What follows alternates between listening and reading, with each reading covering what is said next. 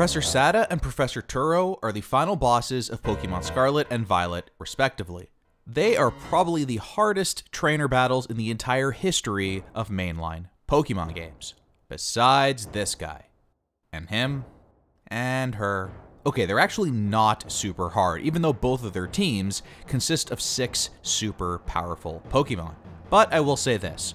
These might be the best final boss fights in Pokemon history, strictly from a presentation standpoint. We got the creepy ass AI eyes, the unsettling movements, the relentless assault from a team of powerful level 66 Paradox Pokemon, not to mention this crazy room it all takes place in. Sada and Turo are truly worthy of the final boss title. Also, there's something about fighting the Professor as the final boss that brings me a lot of joy. Supposedly, Professor Oak was going to be the final boss in Gen 1 and even had a super powerful team left over in the game's code that was ultimately unused. I know Sun and Moon's League champion was the Professor, but that fight always felt really anticlimactic and just ordinary and forgettable. That's certainly not the case here in Scarlet and Violet. Pokemon has finally given us the epic Professor final boss fight we always deserved. So today we'll take a look at both boss fights and break them down. We'll look at each team, their strengths and weaknesses, and I'll also show you the teams and strategies I used to beat each boss. Let's not waste any more time and get right into it. Let's begin with Professor Sada, the final boss of Pokemon Scarlet. Her team consists of 6 ancient Pokemon: Slitherwing, Screamtail, Brute Bonnet, Fluttermane, Sandy Shocks, and a Roaring Moon as her ace. My god, just look at that team. Every ancient Pokemon we see here has a base stat total of 570, with the ace Roaring Moon hitting 590. That places it among the highest in all of Scarlet and Violet, and actually tied with the 4 legendary treasures of Ruin. In essence, we are fighting a team of legendary Pokemon here. In fact, the Pokemon Company itself has banned the use of all Paradox Pokemon for Ranked Battle Series 1, in addition to the 6 legendary Pokemon. Bottom line is, this is a powerful team that you won't just be able to steamroll. The coverage we see here is also ridiculous, with Pokemon that are super effective against every type in the game except Bug and Fairy. It's recommended you bring some Pokemon with Ice type and Fairy type moves, as both are super effective against 3 Pokemon on Sada's team. That's basically your very surface level strategy heading into this tough fight. Now let's take a look at my personal experience with the fight. I went into this battle with ultimately an under-leveled team. A level 64 Bisharp and Scyther, level 62 Dreadnought and Skeledirge, a level 59 Luxray, and my newly acquired Screamtail at level 60.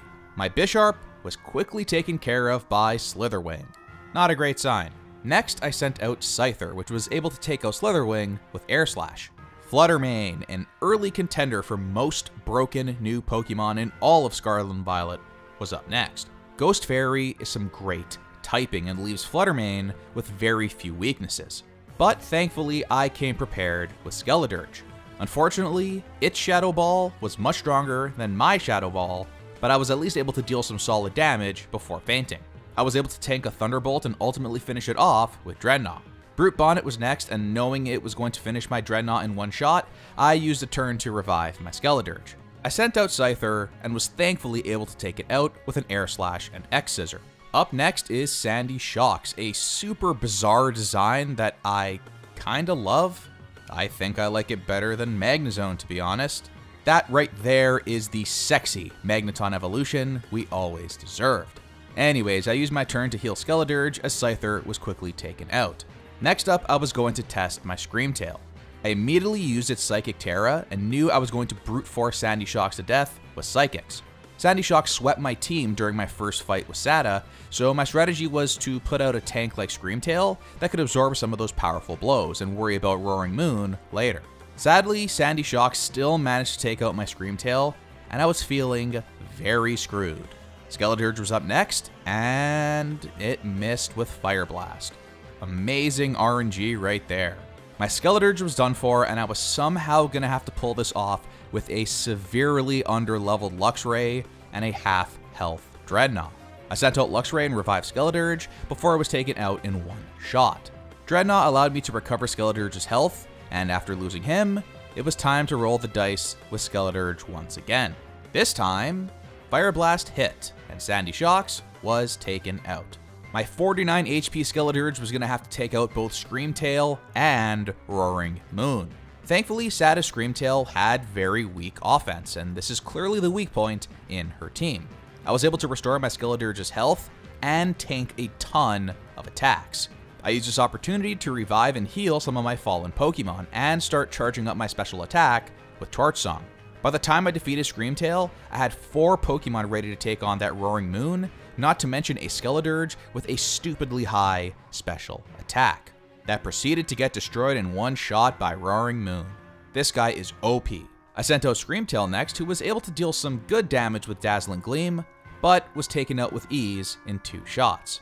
Scyther was immediately murdered, and I was down to my final Pokemon, Bisharp. I knew my only shot was to revive and heal my Screamtail and hit Roaring Moon with another Dazzling Gleam. Only problem is, I know Roaring Moon 2-shots me. So as soon as I went in with Screamtail, I used a full restore. As expected, Roaring Moon used Night Slash, which took out more than half my health. Another would kill me and end the battle. I literally had 1 move left to win this fight, and everything had to work out perfectly. I used an X defense and prayed it was enough to endure another Night Slash. Amazingly, Screamtail clutched it out. I was able to restore my health, landed that Dazzling Gleam, and the fight was over. I would not recommend you do this, but hey, I brute forced the final boss of the game with a horribly underleveled and unprepared team. And now you too can do the same. So, I was able to defeat Sada on my second try with basically the same team I used when playing through the main story for the first time.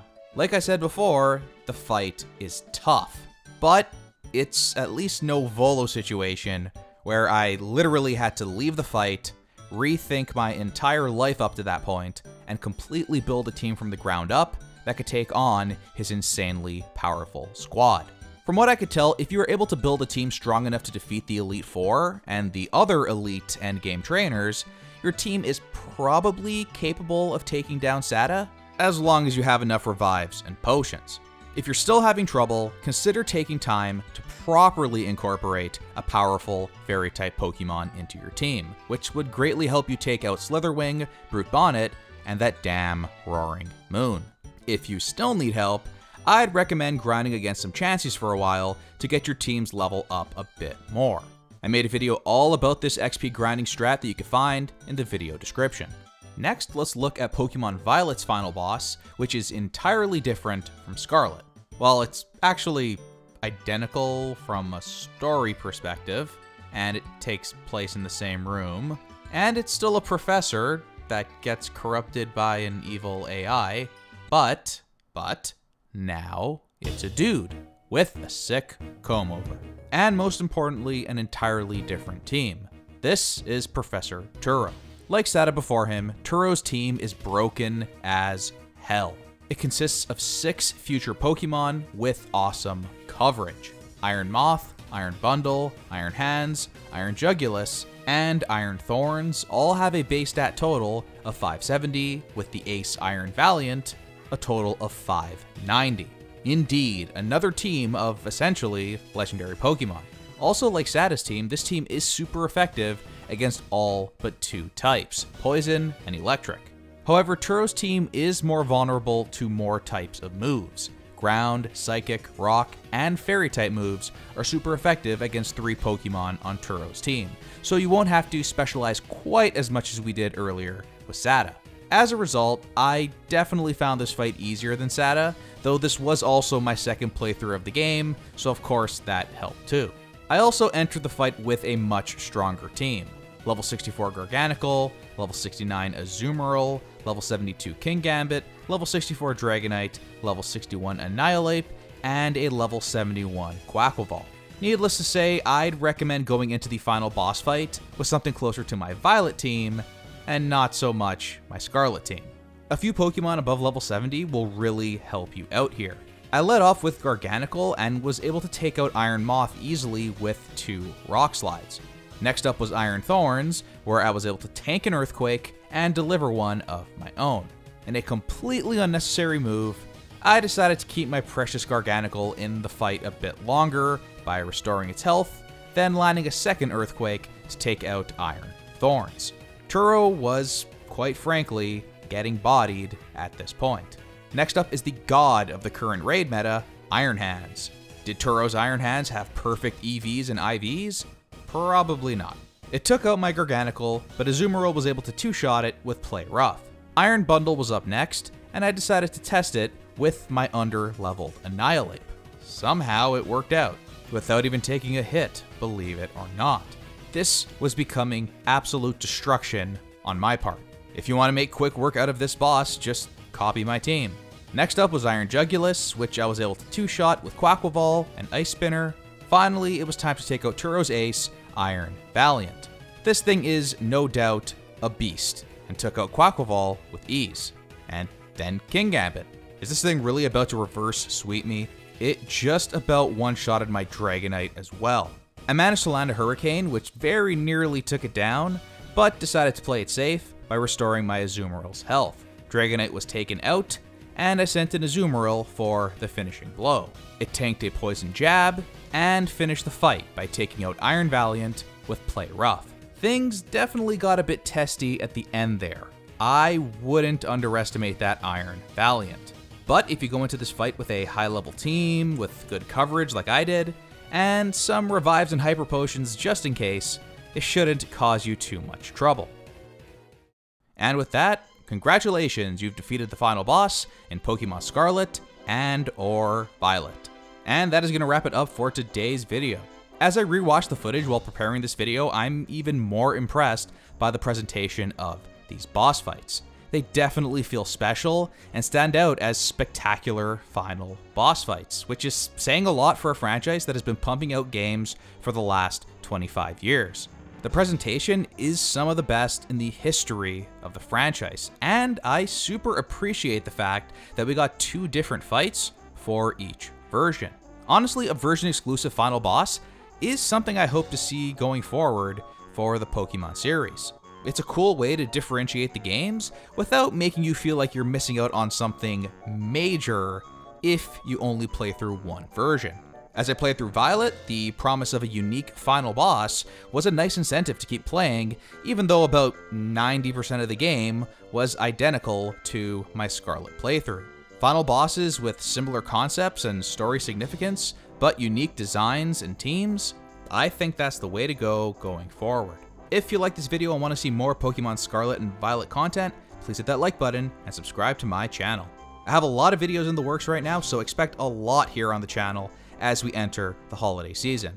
But that's it for today, so until next time, thanks so much for watching everyone, and take care.